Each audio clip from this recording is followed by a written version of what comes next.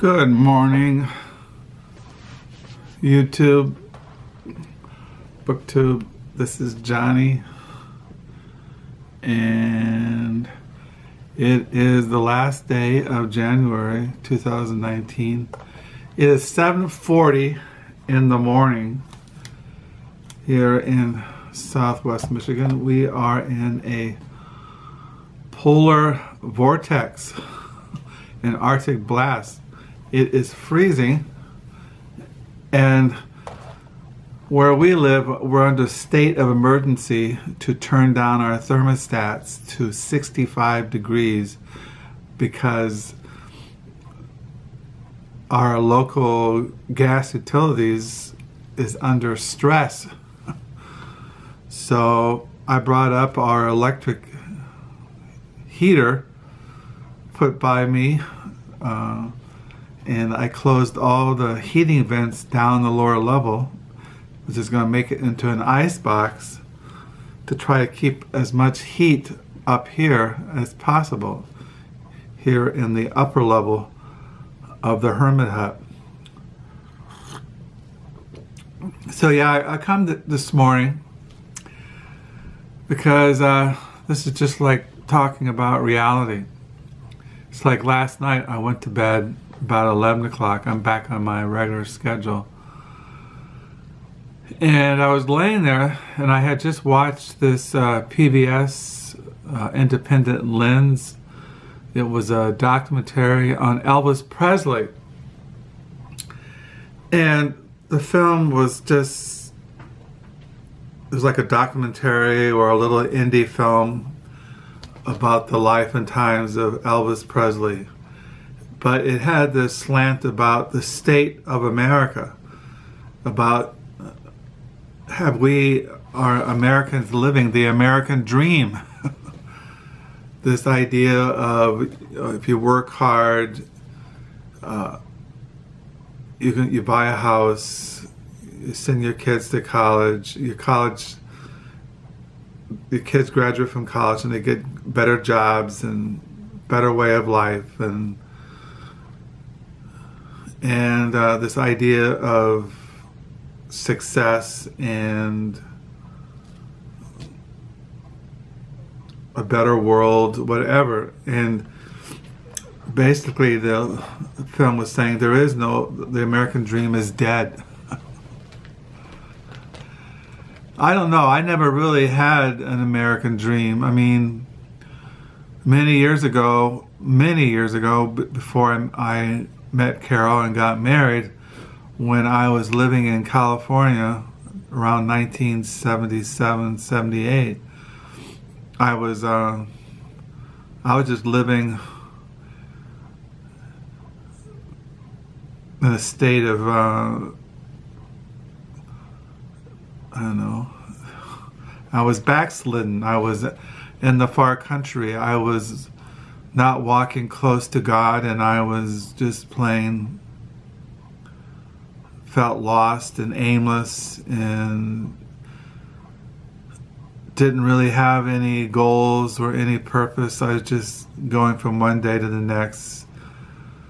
And then I got right with the Lord and decided, well, I should finish my college education and then go to seminary and then go into the gospel ministry. Of course, as you all know from all my videos, that never came about. But that was kind of like my American dream, that I would go to college, go to seminary, get ordained, and I would support my family by preaching and teaching the Bible.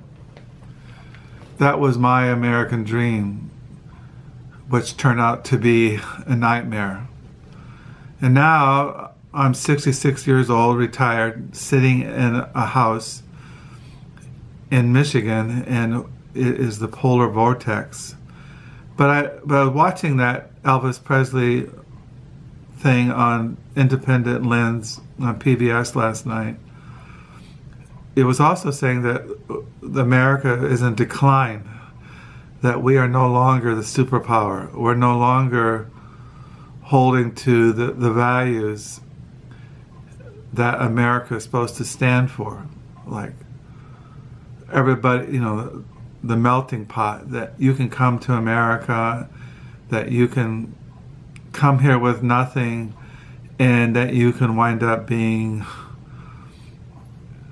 owning your own store, or being a president of a company, or even achieving being United States president. Or just, if you really work hard, you can retire and there'll be plenty of money for medical bills and living in an old folks home or whatever. And that's all just no longer true anymore for a lot of Americans. That now we are run by corporations, and that America now is just basically hated by the world. Not who hate it, jealous and full of envy for our mass consumption culture, the culture of death. So I kind of wake up in the morning and I think about all these things, and I got to come to here in the mornings and write in my diary and read my Bible and read my commentaries on the Gospel of John and try to say everything is hunky-dory. And I look around me and the state of the world is in absolute turmoil. You look at what's in the Middle East, and Afghanistan, and Iraq, and Yemen, and Palestine, and Israel, and you look at what in Africa, and you look at China and Russia and United States, and building nuclear weapons or building weapons of mass destruction, and China and Russia spending most of their money on military to have the mightiest armies in the world, and here we are, a divided country. Democrats and Republicans can't get together on anything. We got a president who's a dumbass, and we are just waiting to have a Super Bowl party. Everybody's just gearing up for the Super Bowl, the Patriots and the Rams, and North Korea is building its nuclear facilities and nuclear weapons, and I gotta wake up in the morning and say, well, now I'm just gonna sit here in prayer, and I'm gonna read my Bible and read the Gospel of John, and I'm just gonna go through my day feeling all peaceful inside. No anxious, no dread, no worry, not thinking about the state of the world and the fate of humanity. That I've just got to be, put a big smile on and just say, everything is wonderful. Whereas in reality, I wake up full of dread and anxiousness. And then I say to myself, well, as a Christian, where's your faith? If you believe in a sovereign God, and you believe that everything is according to God's plan, and that God is building His church and gathering His people, and then how do you just live in this world knowing that there are ecological disasters taking place all over the world? That dam that broke in Brazil and killed hundreds of people. That all that waste and sludge pouring down on these poor people, and them dying in this toxic waste. And then you look at that, even here in Holland, Michigan, our local gas providers has put an emergency out. Turn down your thermostat, because if you don't, our infrastructure is going to break down and we will not have any heat at all. And I don't have any firewood for our fireplace. We have a fireplace in the hermit hut. I don't have any wood. I keep thinking I should get a stack of wood stored in the backyard just in case the gas does get turned off and we go into deep freeze. So yeah, this is my Thursday morning lament. Yeah, like I said, I got up this morning around 6:30. I got out, exalted above the heavens, the risen, ascended Christ. I got out my commentary on the Gospel of John, chapter 1 through 12. Yesterday, I finished chapter 6 of the Gospel of John, and now I am on John chapter 7, verse 1. After these things, Jesus walked in Galilee, for he did not want to walk in Judea because the Jews sought to kill him. Now the feast of the tabernacles was at hand. His brothers therefore said to him, "Depart from here and go into Judea, that your disciples also may see the works that you are doing.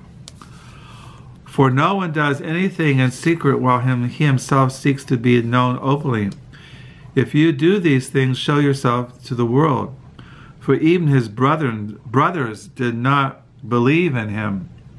Then Jesus said to them, "My time is not yet come, but your time is always ready. The world cannot hate you, but it hates me, because I testify of it that its works are evil. You go up to this feast. I am not yet going up to this feast, for my time is not yet fully come." Jesus is saying that my time is not fully come. That means he knows that there's this threat of him. The Jews want to kill him, and if he goes to the feast, they would grab him and arrest him, and then they would kill him. And he's telling his brothers, my time has not come. My time of my crucifixion has not come. But he also says, the world cannot hate you, but it hates me because I testify that its works are evil. Maybe that's what I'm testifying this morning, that the world's works are evil. And I have to wake up every day in the midst of this evil world and cope and somehow find some kind of balance, some kind of perspective that will not cause me to want to kill myself or drown myself in despair, or go into a state of existentialist dread. I don't know. The world cannot hate you, Jesus says, but it hates me. Yeah, it always just amazes me that the world hates the Lord Jesus Christ, who was just, when he was on this earth, he was the embodiment of love and compassion, and he loved people. He healed people who were sick. He gave sight to the blind. He raised the dead. And ultimately, he died on the cross out of love for humanity, that they might be saved and restored and reconciled to God, that they might have everlasting life and not perish. And yeah, it's just kind of weird. So yesterday, in the midst of the polar vortex, I didn't go anywhere. I read some of Paris in the Present Tense, a novel by Mark Halbrand. I read The Art of Rivalry, The Four Friendships, Betrayals, and Breakthroughs in Modern Art by Sebastian Spee. And I read Ninth Street Women, about the abstract art movement in New York City, and these 5 women painters who were major painters in that abstract art movement. So I read that. That's by Mary Gabriel. Really enjoying this book and still reading it. And today is a Thursday. My wife is off from work the next couple of days. Still too cold to go anywhere. It's supposed to get in the 40s Saturday. But we have to go Thursday and Friday, keep our thermostat low, and wait for the end of the world and the final collapse of the American empire. So yeah, in my diary this morning, I'm on page 88. And I got these books out to look at this morning. The Human Nature from Calvin to Edwards by Paul Helm, and I got volume 6 of the works of William Perkins. Theoretical Practical Theology, Palmagana, by volume 1 by Petrus van Mastricht. And I got the Reformation commentaries on the book of Psalms in the Old Testament. I got these out to put around me as a wall to protect me from the collapse of the American empire, withdrawal into this world of the Bible. So that's it. This is my morning reflections. Hope you're staying warm and safe. Thank you for the comments and subscribers. And yeah, I don't know what else. We also had all our mail suspended. We haven't gotten any mail for a couple of days. No mail today. And everything's closed down. Thrift stores, businesses, schools, everything is shut down. But hey, the world is in flames. Until next time, bye.